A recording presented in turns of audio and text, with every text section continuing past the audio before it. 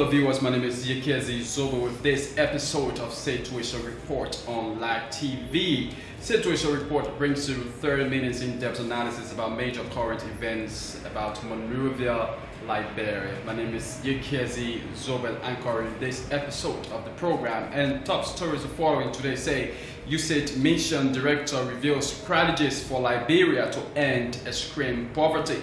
The government of Liberia funds Search House for discrimination against single black women as it announces the reopening of the business center. And the Liberia National Police exonerates its former boss in the murder case of journalist Tara Brown. We bring you all of these trending developments plus so much more. Once more, I'm Yekezi Zobel. Ask you to please invite someone to view along as we take this break. To be right back.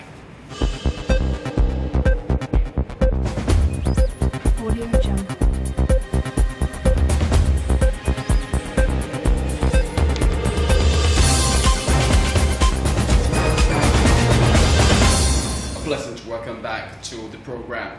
The mission director of USAID Liberia has revealed 2 ways in which Liberia can achieve its goal of ending extreme poverty in the country. According to Mr. Anthony S. Chan, in order to end extreme poverty, there's a need for Liberia to grow her economy and become more efficient. Mr. Chan also added that ending poverty in Liberia requires financial resources that can only be generated from broad-based and sustained economic growth. He spoke Wednesday at the launch of Development Matters TV and radio program in Monrovia.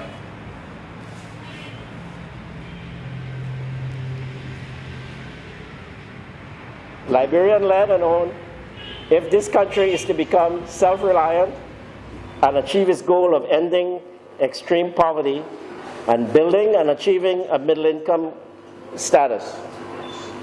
Foreign development assistance may ameliorate the worst aspects of poverty, but it cannot end poverty. Ending poverty requires financial resources that can only be generated from broad-based and sustained economic growth. I often say it's almost like physics. There's only 2 ways to actually solve the poverty problem in this country. You have to grow the economy, and you have to become more efficient.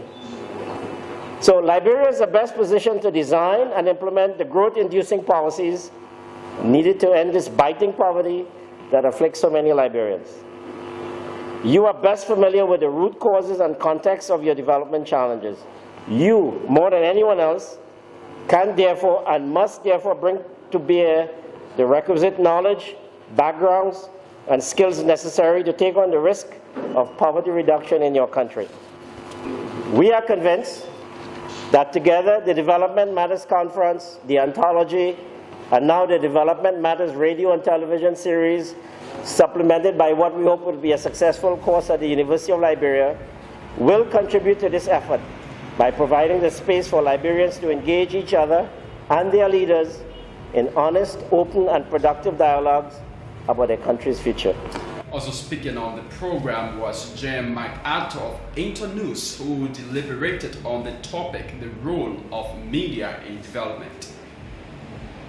Liberian thought leaders is a really important outcome of this program. And using media for development by creating that public space. So it's not just about you as a journalist reporting on what you think is the critical issue. It's about creating a space where citizens can engage in a national dialogue and provide feedback. And online media is a new way to be able to do that.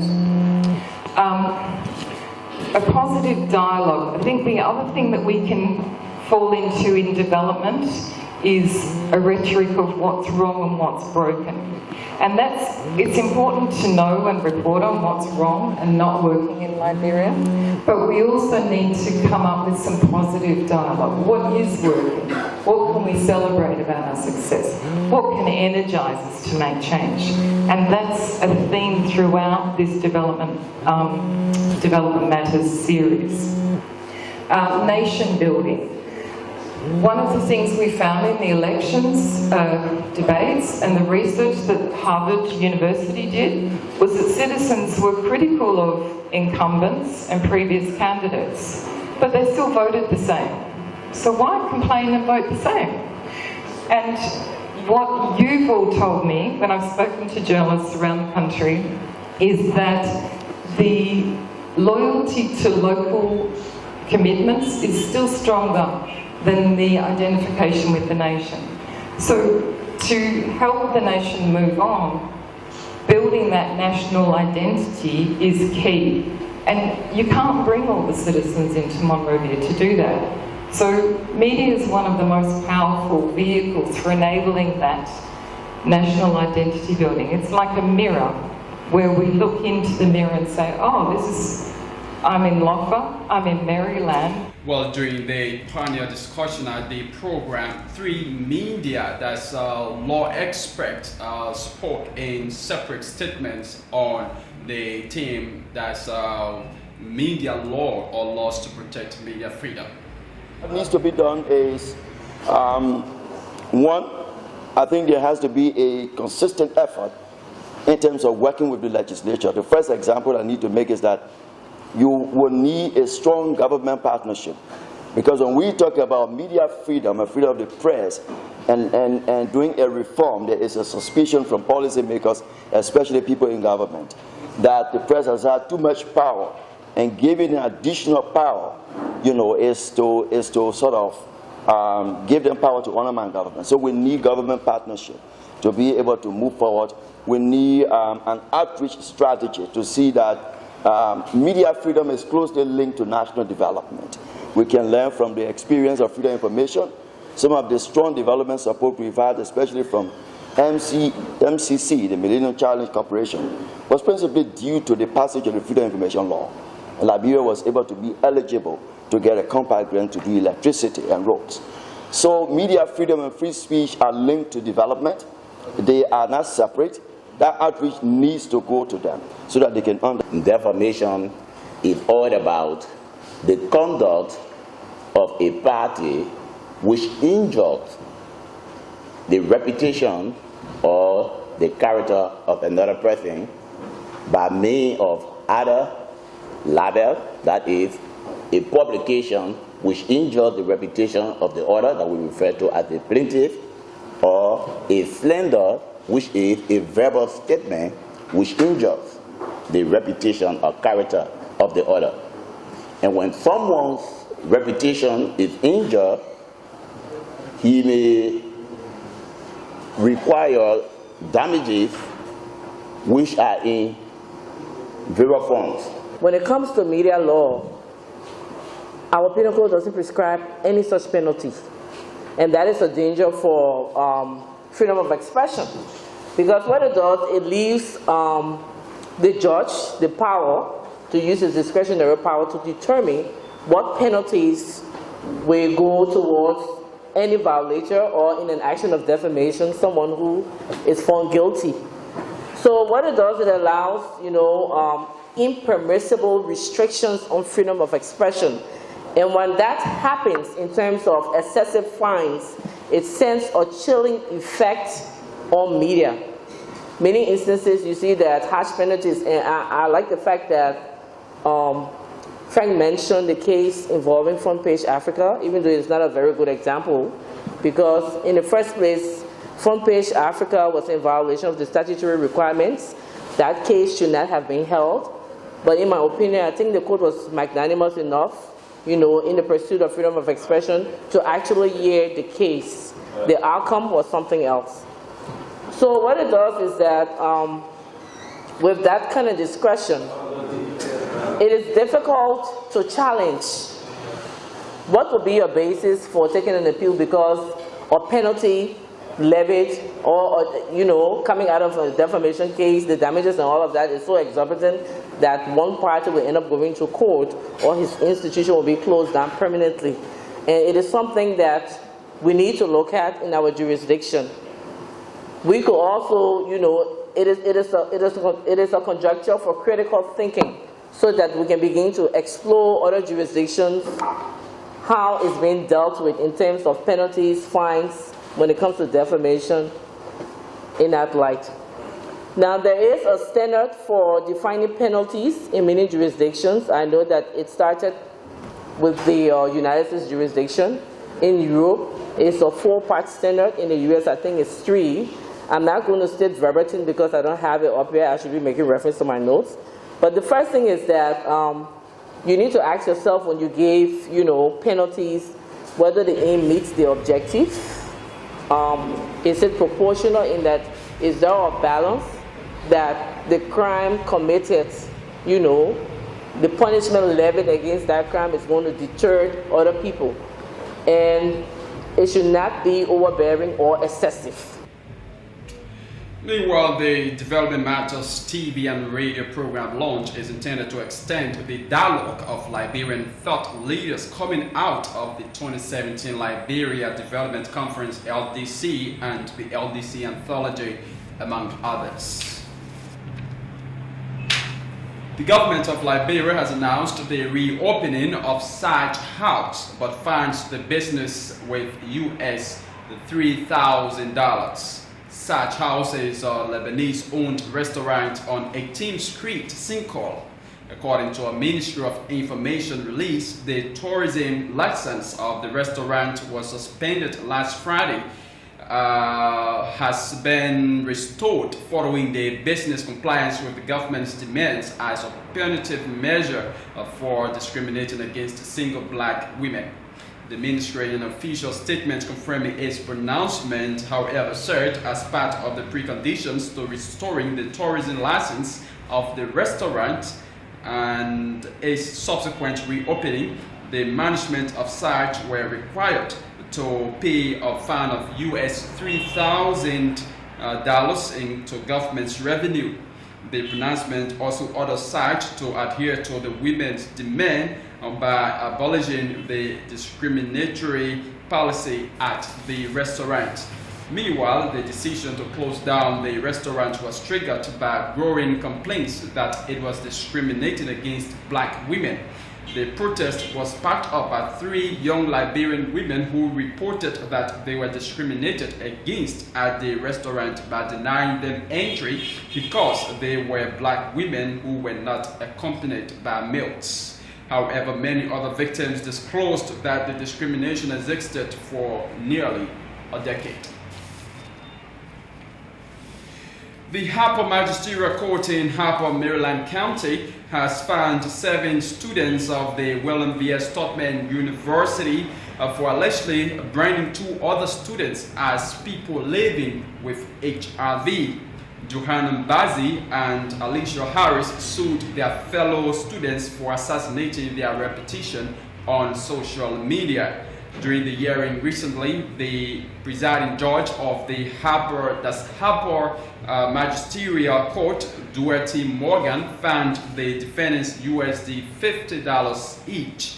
He said while the crime committed by the defendants were worth 4 months imprisonment in addition to the fine, he decided to be lenient.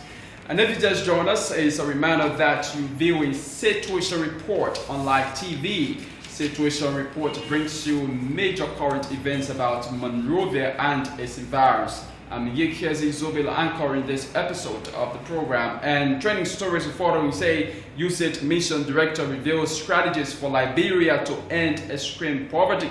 The government of Liberia fans Sage House for discrimination against single black women as it announces the reopening of the business center. And the Liberian National Police exonerates its former boss in the murder case of journalist Tyrone Brown.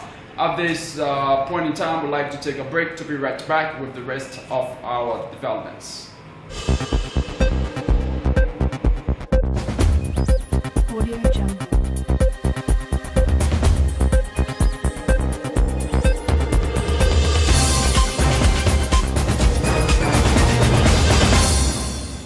Hello, everybody.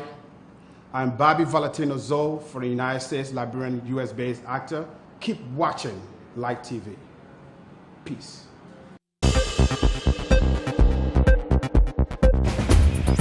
Audio Jungle.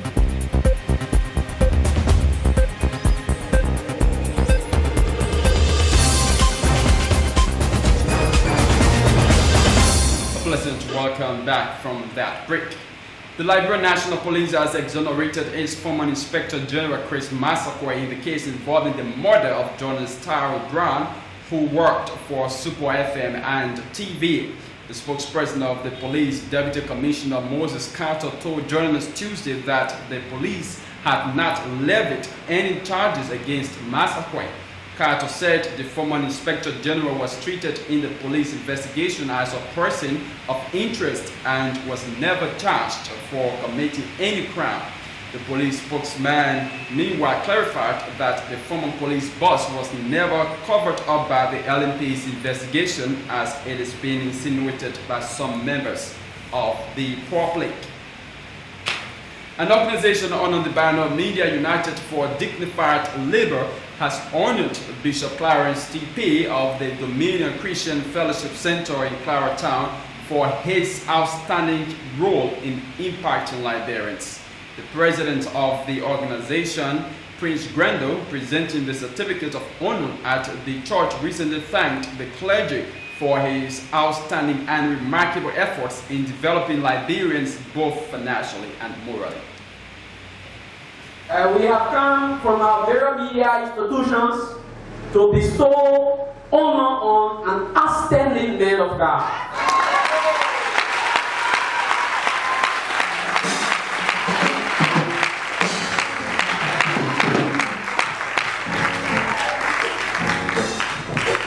And this honor is a media honor. Yeah. The work of media, the work of journalists, is not just for us to sit on the radio and criticize. No, we got a very important role to play. And this is part of our role. When someone is impacting society, like what Bishop Payne is doing, it is that very need that you give his flower to him.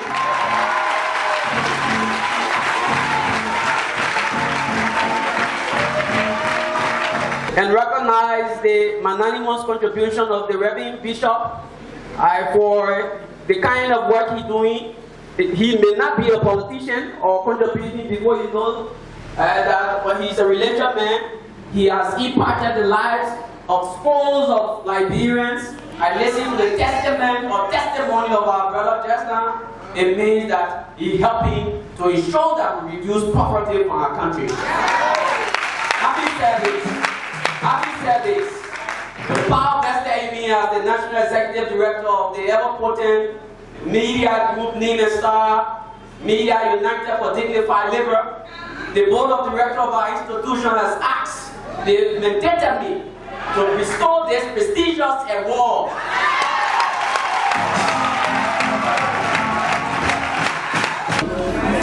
You never expected us to come this far. But we came, we took it by surprise because of their contribution. So we want this to be seen as a motivation and impetus for your work in continuity. So let me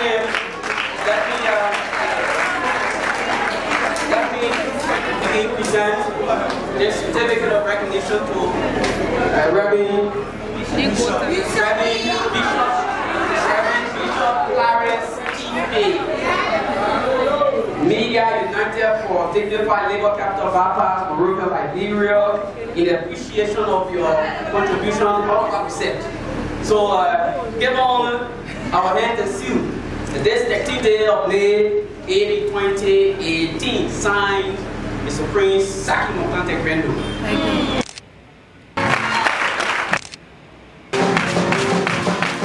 Meanwhile, receiving the certificate of honor, Bishop Pay said it was unexpected and hard to his congregation to see his work as an example to follow. Neither do I know where they work. But you see, they won't know that they're monitoring you. It's just an example to all of us. It has so much to come. But whatever you do,